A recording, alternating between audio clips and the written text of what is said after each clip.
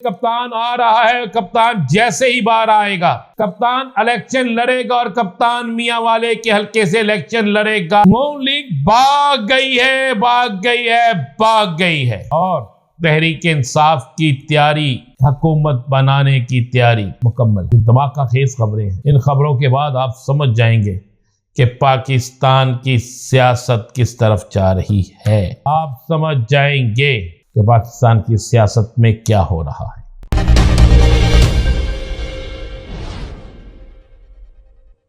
बिस्मिल्लाहिर्रहमानिर्रहीम, अस्सलातु वस्सलामु अलैका या सय्यदी या रसूल अल्लाह, अस्सलातु वस्सलामु अलैका या सय्यदी या हबीब अल्लाह।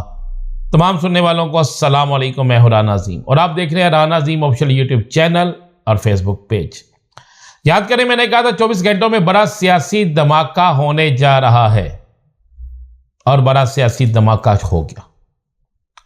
पहले सियासी धमाके में तो इस्लामाबाद से 3 नशिस्तें जो नून लीग ने पीटीआई की छीनी थी, मुबैना धांधली का इल्जाम था। 70 हजार वोट तब्दील किए गए। गारंटी लियाकत चट्टा साहब कमिश्नर रावलपिंडी ने दे दी थी या उन्होंने गवाही दे दी थी। एक वो सरप्राइज मिला, बड़ा सरप्राइज था, बड़ी धुआंधार खबर थी। और उसके बाद तहरीक इंसाफ के तमाम तकरीबन अरकान असम्बली ने, चंद एक के अलावा जिन्हें गैब किया गया है या जो कहीं साइड पे हैं वो भी आज हो चुका होगा, सबके सब ने अपने एफिडेविट दे दिए और एक नई जमात सुन्नी इत्तेहाद कौंसिल में शमूलियत इख्तियार कर ली। यानी वो तमाम मंसूबे नाकाम हो गए तहरीक इंसाफ के आज़ाद उम्मीदवारों के हवाले से जो मुख्तलिफ लोगों ने मुख्तलिफ बना रखे थे। फिर एक और सीट मौलाना फजलुर रहमान के बेटा भी एक दफा फिर हार गया। 6 पोलिंग स्टेशन पर दोबारा पोलिंग हुई, वो भी हार गया। और तीसरा बड़ा सियासी धमाका, ताजा खबर दे रहा हूं, बड़ी खबर दे रहा हूं और इस बात का इंकशाफ खुद तहरीक इंसाफ के नहीं बल्कि इसका इंकशाफ मुस्लिम लीग नून के अहम रहनुमा जवेद लतीफ ने टीवी पर आकर कर दिया है। वो क्या है वो आपको बताने लगा हूं। 3 खबरें आपको देने लगा हूं, बड़ी खबरें हैं तीनों।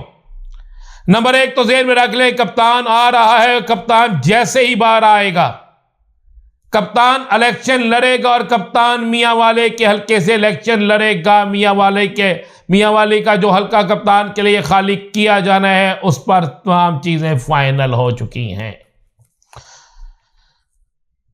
नून लीग भाग गई है, भाग गई है, भाग गई है और तहरीक इंसाफ की तैयारी, हुकूमत बनाने की तैयारी मुकम्मल है।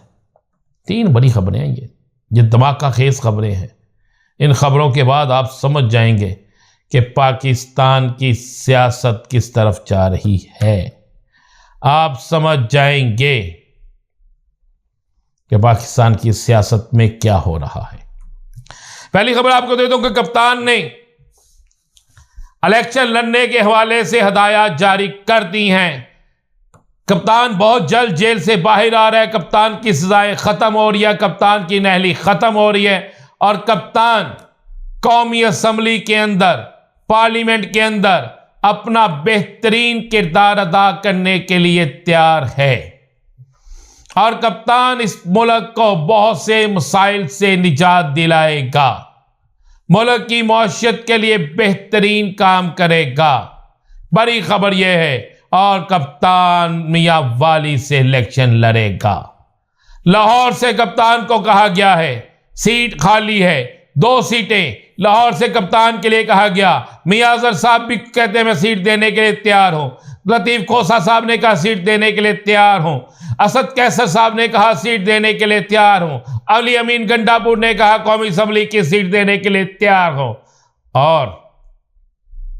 और मुल्तान से शाह महमूद कुरैशी के बेटे ने भी ऑफर दी, लेकिन कप्तान ने चॉइस अपने भाई हल्का मियां वाली से रखी है। और आप समझ गए जब कप्तान आएगा तो फिर लग पता जाएगा। दूसरी बात आपको बड़ी खबर दे दूं, नून लीग इक्तदार में आने से भाग गई है। आज इस वक्त आप मेरा व्लॉग सुन रहे हैं, उस वक्त तक नून लीग और पीपल्स पार्टी के दरमियान होने वाली मीटिंगें फ्लॉप गई हैं। गो आगे जाके क्या हालात बनते हैं, कौन किसको राजी करता है या कौन किसको राजी करवाता है। लेकिन एक चीज फाइनल हो चुकी है कि नून लीग किसी सूरत में भी वफाक में अपनी हुकूमत नहीं बनाना चाहती। नून लीग हर सूरत में वफाक से भागने की पूरी तैयारी कर चुकी है। नून लीग वफाक से ना सिर्फ भाग रही है बल्कि वफाक को बाय बाय टाटा कह रही है। मियां शहबाज शरीफ को मियां नवाज शरीफ ने यह कह दिया है, तमाम की तमाम मुस्लिम लीग नून ने यह कह दिया है कि अगर हम वफाक में चले गए तो बेज़ेन में रखिएगा कि उसके बाद हमारे पास रास्ता कोई नहीं होगा सियासत में वापसी का। जिससे मेरे पास इतला यह है कि नून लीग भाग गई है। अब नून लीग के भागने के बाद नून लीग को क्या कहा जाता है, नून लीग दोबारा किस तरह इसके लिए तैयार होती है और नून लीग क्या प्लानिंग बना रही है, यह मैं आपको अगले व्लॉग में बताऊंगा। लेकिन फिलहाल नून लीग भाग चुकी है। अच्छा, तहरीक इंसाफ को कभी इम्कान है कि उनको नशिस्तें मिल जाएंगी, यहां से नहीं मिलेगी तो अदालत आलिया में जाकर नशिस्तें मिल जाएंगी। ये बॉल अब फेंक दिया तहरीक इंसाफ ने कानूनी अदारों के अंदर कि अगर वो चाहते हैं कि पाकिस्तान के अंदर जमहूरियत बेहतर रहे, कोई नया फड्डा ना हो, तो फिर आइन और कानून के मुताबिक सीटें दे देनी चाहिए जो इनके पास अजाफी सीटें होती है जो मिलती हैं खवातीन की अक़लियत की।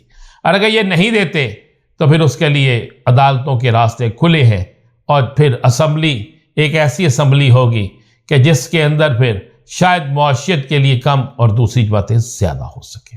लेकिन तहरीक इंसाफ इसकी भी तैयारी कर रही है कि अगर इन्हें हुकूमत मिलती है वफाक की तो फिर तहरीक इंसाफ किस तरीके से अवाम को रिलीफ देगी।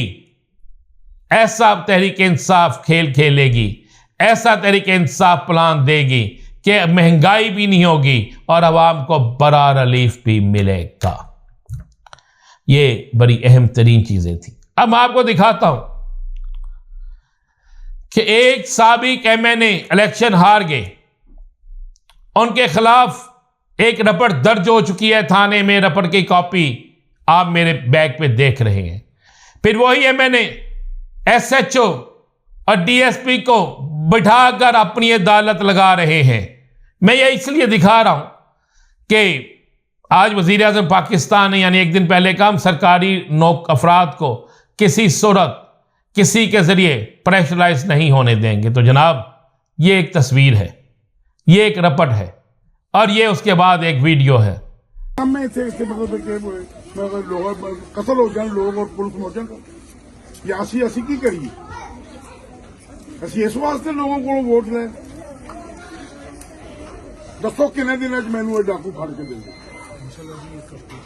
अगर एक हफ्ते च डाकू ना फड़े गए और एसएचओ फूलनगर सदर और एसएचओ सराय दोवें अदालत बंद है, मैं तुम दसदा पे जिस वरना जो नवाज शरीफ की धी की हुकूमत आने का कोई फायदा ना लोगों को नवाज शरीफ को वोट देने का। क्या इस पर कोई एक्शन होगा या नहीं होगा?